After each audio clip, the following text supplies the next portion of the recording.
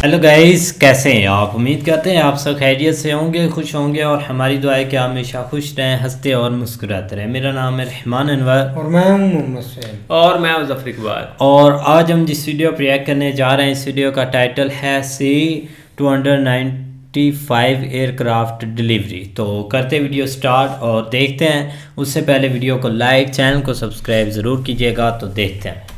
जय हिंद। देखिए, हम आपको C-295 एयरक्राफ्ट के बारे में पूरी डिटेल से आपको बता दिए थे।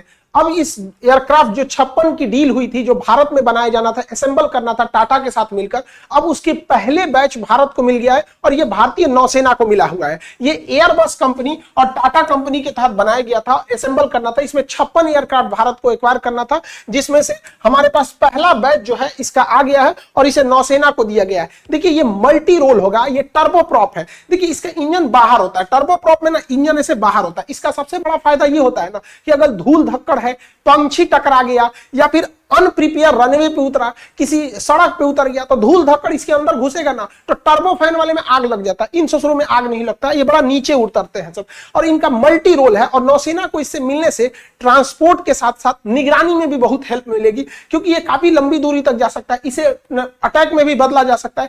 एवेक सिस्टम से बड़ी दूर तक की हम लोग निगरानी कर सकते हैं। साथ ही यह टारपीडो लॉन्च कर सकता है दुश्मन के जहाज और पनडुब्बियों को मारने के लिए, और सोनो वॉइस भी लॉन्च कर सकता है। सोनो वॉइस क्या होता है? पानी में डूब जाते हैं, पूरी तरह अंदर नहीं डूबते हैं, बल्कि ये नीचे जाके रडार का काम, सोनार का काम करते हैं और हमें दुश्मन की पनडुब्बियों की जानकारी दे देते हैं।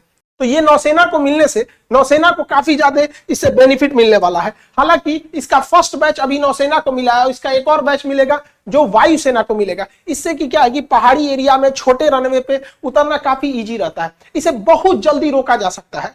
इसकी खासियत यह है कि एयरक्राफ्ट कैरियर पे भी ये चाहे तो उतर सकता है। हालांकि इतने बड़े जहाज को उतारा नहीं जाता है, लेकिन अमेरिका ने अपने हरकुलियस जहाज पे इस चीज का ट्रायल किया था।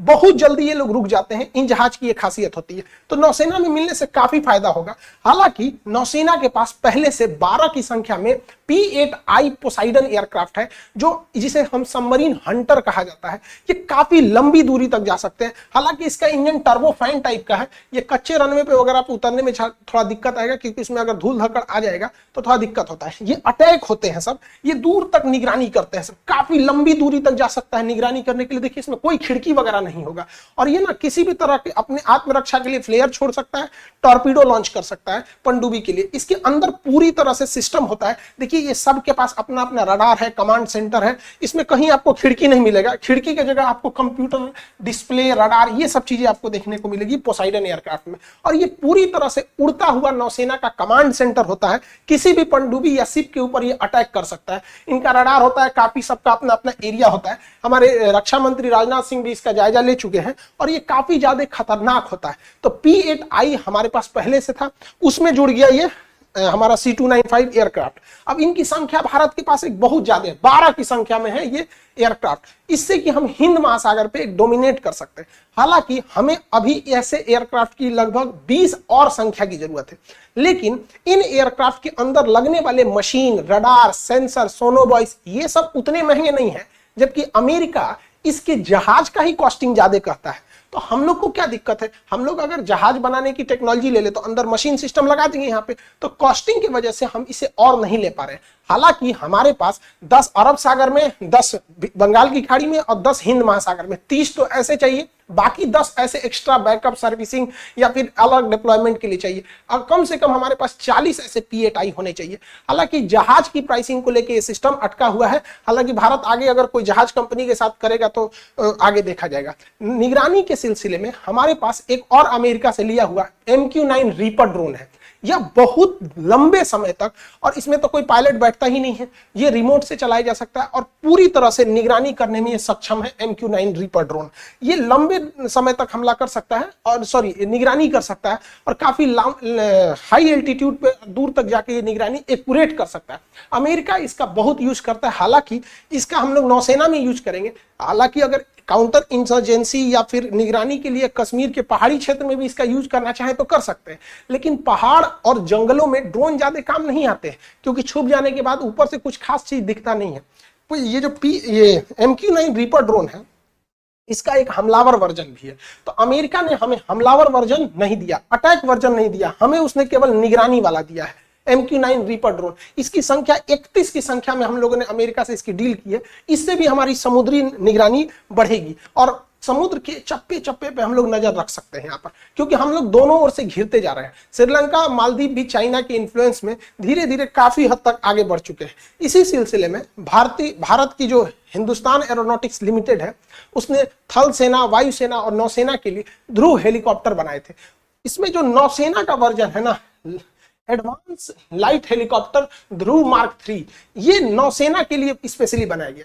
इसमें ट्रांसपोर्ट का भी काम कर सकते हैं हम, सैनिकों को भी ले जा सकते हैं। कोई रेस्क्यू मिशन है, अगर कोई जहाज डूब रही है तो वहां बचाव का भी काम किया जा सकता है इसमें।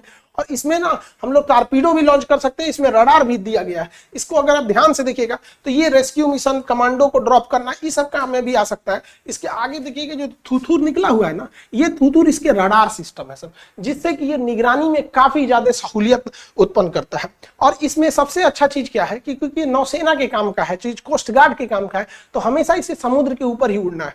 और समुद्र में उड़ने की वजह से एक डीमेरिट ये है कि अगर इंजन की कोई खराबी आती है, ऐसे नॉर्मल जगहों पे अगर इंजन खराबी आई है तो आप लैंड करा दीजिए वहां पे। इंजन बंद भी हो गया तो ऑटो रोटेट से धीरे धीरे जहाज आके नीचे उतरता है, जिससे कि उतनी नुकसान नहीं होता है। लेकिन पहाड़ी क्षेत्र पे और समुद्र के क्षेत्र पे अगर इंजन बंद हुआ या कोई दिक्कत हुआ तो बहुत पहाड़ी क्षेत्र में तो उलट जाता है सीधे। जैसे हमारे CDS बिपिन रावत सर का पहाड़ी क्षेत्र में था, वहां बचना काफी मुश्किल होता है। समुद्र में भी यही होता है, सीधे नीचे गिर जाता है। तो जब ये नीचे गिरेगा ना तो इसके अंदर बड़े बड़े बलून होते हैं, उसमें अचानक एयर भर जाएगा वहां पर, एयर बैग टाइप का, और ये डूबेगा नहीं। इसमें से पायलट निकल के तुरंत उसके खोपड़िया पे उठ के बैठ जाएगा, हल्ला करेगा, डूब गई रे, हम जल्दी आओ, बचाओ हमको यहाँ पे। तो ये ठीक है ये नौसेना के काम में, क्योंकि अगर इमरजेंसी स्थिति आई तो उसमें भी कर सकते हैं। देखिए नौसेना के जहाजों को, हेलीकॉप्टर को दूर अगर समुद्र में है और वहां से अगर उसको निगरानी करना है तो बार बार अगर वो बंदरगाह पे या किनारे आएगा तो उसका फ्यूल खत्म होगा। इसलिए नौसेना का कोई जहाज अगर समुद्र में है, 500 किलोमीटर दूर समुद्र में, तो वापस नहीं आएगा, उसी जहाज पे उतर जाएगा।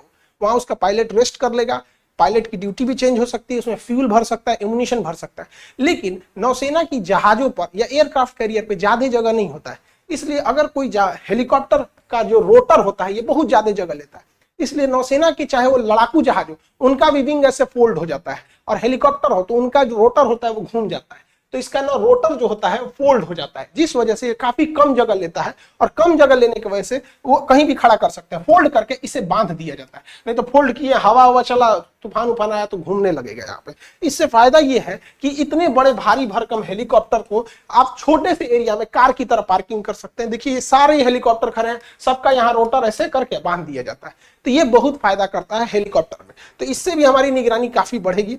देखिए हेलीकॉप्टर को कहीं ना कहीं बीच में लैंड कराना जरूरी होता है, क्योंकि इसका फ्यूल ज्यादा नहीं होता है, क्योंकि बहुत ज्यादा इसमें फ्यूल भर देंगे ना तो ये इसकी उठाने की क्षमता घट जाएगी, कैरिंग कैपेसिटी घट जाएगी। तो उतने में वो उतने लोगों को रख सकता है, सैनिकों को रख सकता है, या उतना हथियार ले जा सकता है।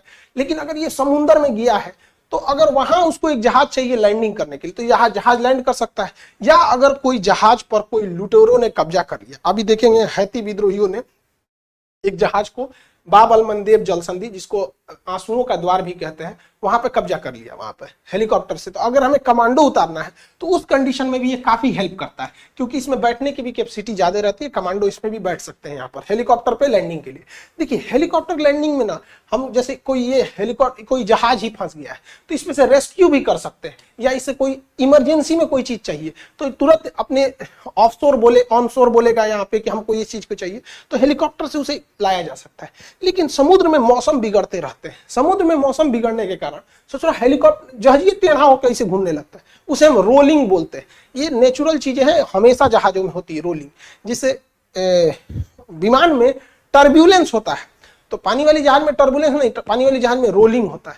अब बताइए उस रोलिंग कंडीशन में हेलीकॉप्टर को तो उतारना आफत हो जाएगा, यहाँ पे उतरेगा कैसे यहाँ पे। तो इसके लिए यूज किया जाता है बियर ट्रैप का। ये बियर ट्रैप जो होता है ये इसी का यूज किया जाता है। इस बियर ट्रैप को एक आदमी यहाँ से मैकेनिकली कंट्रोल कर रहा होता है। कोई भी जहाज जब इसमें आता है तो अपने नीचे से एक केबल ले आता है, वो केबल इस बियर ट्रैक से अटैच हो जाता है, और इस हेलीकॉप्टर इस जहाज को ये बैठा ऑपरेटर जो होता है ये उसे सिंक कर देता है। अगर जहाज इधर घूमेगी तो हेलीकॉप्टर भी ऑटोमेटिक इधर घूम जाएगा। जैसे कनेक्ट होगा ये बियर ट्रैप से ये इसका केबल, तो ये दोनों एक ही डायरेक्शन में जाएंगे। अगर ये भी जाएगा तो ये भी जाएगा, मतलब पायलट को अब आसानी हो जाएगी बियर ट्रैप में फंसाने के बाद यहाँ पर। तो ये बहुत जरूरी होता है खराब मौसम में उतारने के लिए। देखिए भारत जो है ना, इधर पाकिस्तान से टेंशन में है और इधर चाइना से।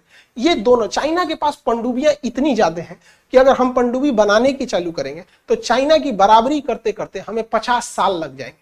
और पनडुब्बी किसी भी समय इतनी छोटी होती है कि भारत के आगे ये हमला कर सकती है, खतरा बन सकती है। पाकिस्तान की पनडुब्बी IPNS साद, जब हम लोग ने सर्जिकल स्ट्राइक किया था तो यहाँ कराची के बंदरगाह से गायब हो गई थी, अंदर घुस गई थी। और हम लोग जब उसे सर्च करते गए करते 21 दिन बाद मिली थी। तो हमें ये एरिया को सिक्योर करना है। अब इतने बड़े एरिया को सिक्योर करना अपने आप में एक चैलेंज है, और एक तरह के हथियार से, एक तरह के एयरक्राफ्ट से आप नहीं कर सकते। कम दूरी के लिए अलग चाहिए, ज्यादा दूरी के लिए अलग चाहिए, मीडियम के लिए अलग चाहिए। तो देखिए इसके लिए हम लोगों ने इसका तोड़ निकाल लिया कि अगर पास की निगरानी करना है तो ध्रुव हेलीकॉप्टर ठीक है। पास की निगरानी के लिए ध्रुव हेलीकॉप्टर, क्योंकि हेलीकॉप्टर को बार बार आना जाना रहता है यहाँ पे, तो पास की निगरानी के लिए हमारे लिए वही सही है। थोड़ा उससे दूर जाना है तो MQ-9 रीपर ड्रोन यूज कर लेंगे। तो MQ-9 रीपर ड्रोन क्योंकि बैटरी से है, वो एयर रिफ्यूलिंग भी उसमें नहीं हो सकता और उसे वापस लाना होता है। अगर ज्यादा दूर जाना है, उससे भी ज्यादा दूर अगर हम लोग को जाना है, तो वहां पे हम लोग 9 यूज करेंगे C295 जहाज टर्बो प्रैप, क्योंकि वो एयर रिफ्यूलिंग कर सकता है। तो यहां हम यूज करेंगे C29, यहां यूज करेंगे MQ-9 रीपर यहाँ पे। और बहुत दूर जाना है, बहुत दूर के लिए, तो बहुत दूर के लिए हम लोग यूज करेंगे P8I को। P8I ये जो है पोसाइडन। तो हम लोग 4 लेयर की सिक्योरिटी कर देंगे। इससे क्या है कि कोई भी पनडुब्बी और हिंद महासागर में हम डोमिनेट अच्छा कर सकते हैं। तो यहां हमारे नौसेना के अधिकारियों ने बहुत ही समझदारी वाला स्टेप लिया है, जिससे कि हम चाइना की अपनी पनडुब्बी बनाते रहेंगे, लेकिन इस दौरान हम चाइना को के डिफेंस भी आराम से कर सकते हैं। और देखिए यही निगरानी में लापरवाही का नतीजा था कि 26/11 में मुंबई में अटैक हुआ, क्योंकि जहां वो लोग अजमल कसाब और उसकी पूरी टीम आई थी, जो वो सब जहाज को चेंज कर रहे थे सब यहाँ पर, तो हमारे पास प्रॉपर निगरानी नहीं थी। तो उसी समय से ये सब सिलसिला चलते आ रहा है। तो आपको क्या लगता है इसके बारे में कि ये निगरानी व्यवस्था बेहतरीन है या नहीं है? और UPSC और BPSC वाले जितने एस्पिरेंट हैं, देखिए पिछले साल जो हम लोगों ने UPSC दिसंबर में लॉन्च किया था, वो बैच लगभग हम लोग कंप्लीट कर चुके हैं। लगभग 90% उसका सिलेबस खत्म हो गया ना कि एक सिक्योरिटी के लिए काफ़ी चीज़ें चाहिए होती है।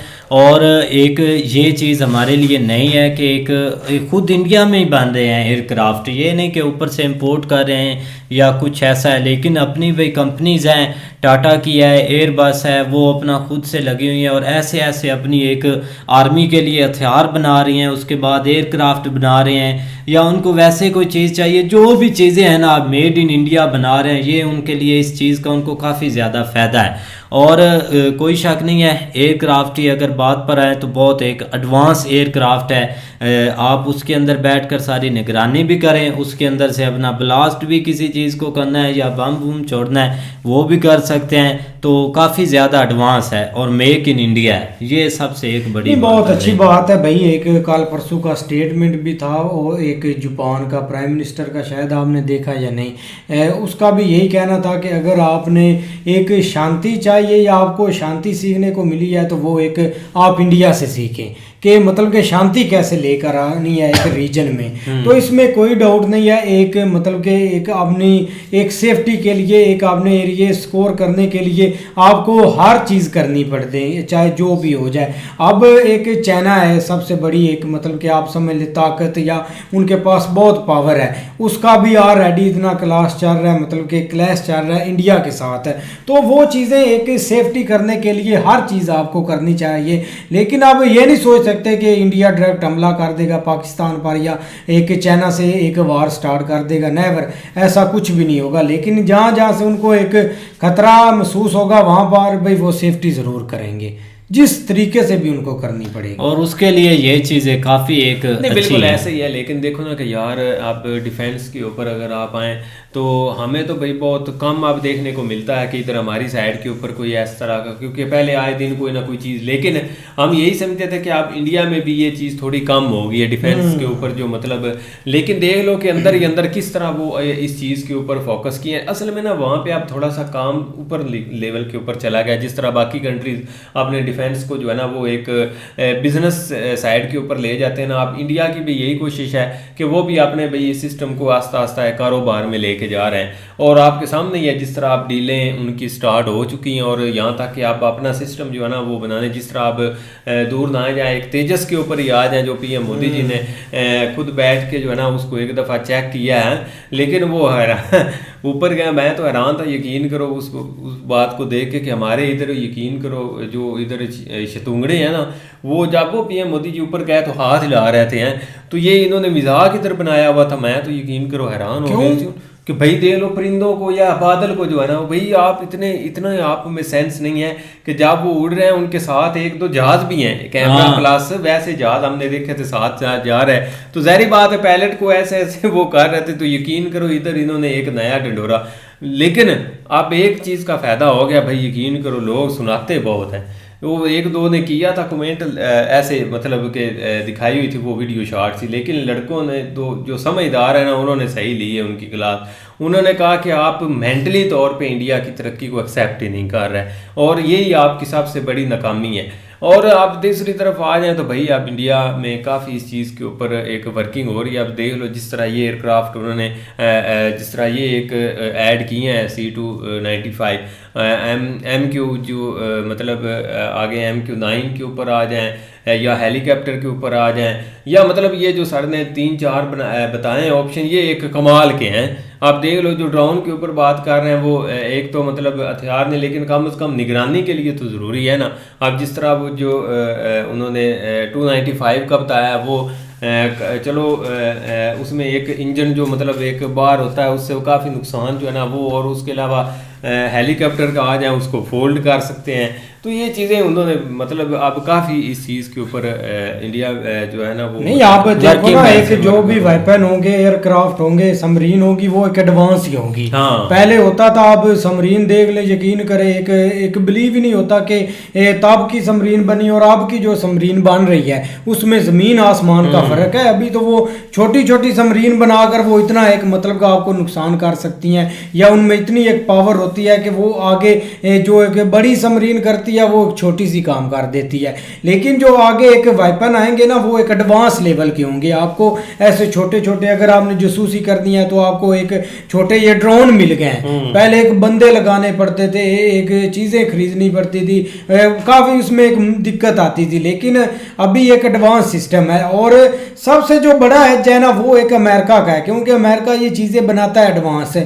उनकी एक वो रहते भी वार में ही है, हर जगह उन्होंने टांग अड़ानी होती है, तो वो चीज़ें ये जब एडवांस बनाते हैं तो वो एक जब उनके अपने दोस्त कंट्री को भी देते हैं कि आप इनको आप इस्तेमाल करें। आप देख लें एक चाइना से उनको खतरा है अमेरिका को, तो वो डायरेक्ट एक इंडिया को देंगे एडवांस चीज़ें, इसमें कोई शक नहीं है। एक वो देंगे, आगे से इंडिया लेता भी है, लेकिन जहाँ तक मेरा ख्याल है कि इंडिया अपनी चीज़ों को प्रेफर करेगा कि हम मेड इन इंडिया बनाए। तो उस चीज़ पर वो वाकई एक अपनी वर्किंग भी कर रहे हैं और उस पर एक एडवांस वो चीज़ें बना भी रहे हैं। हर चीज़ आप देख लें कि एक बड़ी बड़ी भाई कंपनी है, वो एक ड्रोन भी बना रहे हैं, एयरक्राफ्ट भी बना रहे हैं। एक सोचा नहीं था कि भाई एक इंडिया एयरक्राफ्ट बनाएगा, जो कि भाई पिछले साल उन्होंने विक्रांत बनाया था ना, तो वो सबसे बड़ी एक मतलब कि कामयाबी थी, और आगे भी वो बनाएंगे, एक दूसरी कंट्रियों को भी देंगे। तो ये इससे काफ़ी एक भाई कंट्री आगे रन करती है, कोई शक नहीं, बिल्कुल ऐसे ही है। लेकिन यही चीजें खान साहब ने काफी अच्छे तरीके से, लेकिन वो हेलीकॉप्टर के ऊपर आ जाए जो मतलब बता रहे थे जिसमें वो नीचे गुब्बारे बन जाते हैं। यार देख लो कि हम पहली दफ़ा इस तरह की चीज़ें देख रहे हैं, या हमारा जहन ही नहीं काम करता कि अब कैसे कैसी जदीदियत जो है ना वो हर चीज़ में आ गई। ये फोल्ड वाला हेलीकॉप्टर जो पहली दफ़ा हमने देखा है, और हेलीकॉप्टर ऊपर खड़ा कर दे, इधर जाए कोई मसला नहीं है। मतलब एयरक्राफ्ट के ऊपर हेलीकॉप्टर खड़ा करना उस समुद्र में, वो एक किस तरह का प्रोसेस है, या मतलब ये एक नई चीज़ें जो है ना वो असल में हमारा इन चीज़ों के ऊपर फोकस नहीं है, ना ही हमारे इधर जो है ना वो कोई मतलब इस तरफ फोकस है कि हम जो है ना वो हमारे पास एक ग्राउंड है, हम इसको आगे जो है ना वो मतलब बिजनेस की तरफ ले जाएं या एक, लेकिन उस साइड के ऊपर कोई ध्यान ही कोई नहीं है। वो बस एक सियासत सियासत सियासत के पीछे भाई हर चीज़ लगी हुई है। और कम से कम बाकी कंट्रीज़ में ये चीज़ है वो कोई ना कोई अपना बेहतरी की तरफ ज़रूर जा रहे हैं। बिल्कुल भाई। हाँ। बाकी अच्छी वीडियो थी, खान सर की काफ़ी अच्छा एक्सप्लेन किया। तो उम्मीद करते हैं आपको वीडियो पसंद आएगी। अगर पसंद आए वीडियो को लाइक, चैनल को सब्सक्राइब ज़रूर कीजिएगा। मिलते हैं नई वीडियो के साथ, तब तक के लिए गुड बाय।